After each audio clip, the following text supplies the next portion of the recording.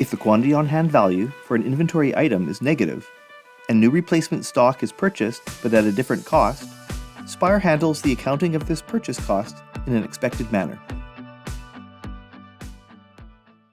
The usual reason for having a negative on-hand value for inventory is when the company setting for prohibit overshipping is not enabled, and a sale or inventory transaction was posted for more than what was on hand.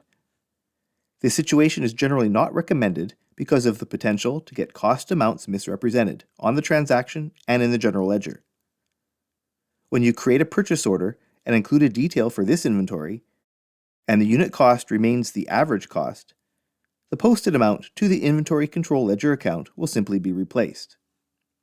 But if the unit cost is for a new current cost, either larger or smaller, then additional counting is necessary when the purchase is received to keep the transaction balanced.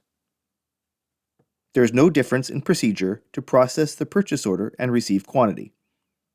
And the accounting for inventory isn't different if you create the vendor invoice or not.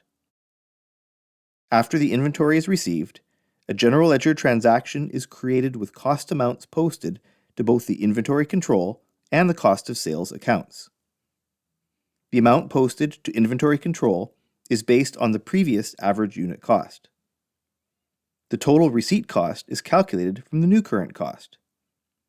The difference gets posted to the cost of sales account, because that is where the amount would have been posted to had the inventory been in stock at the time of invoicing the customer sales. Because amounts are posted in this way, general ledger amounts for inventory and cost of sales will be restored to what they would have been if the sales invoice was posted after the purchase receipt. If you would like more information about Spire accounting, access the link in the description below to our homepage. Read the online manual help for additional assistance. Watch more videos from this playlist, and subscribe to the Spire YouTube channel. Thanks for watching.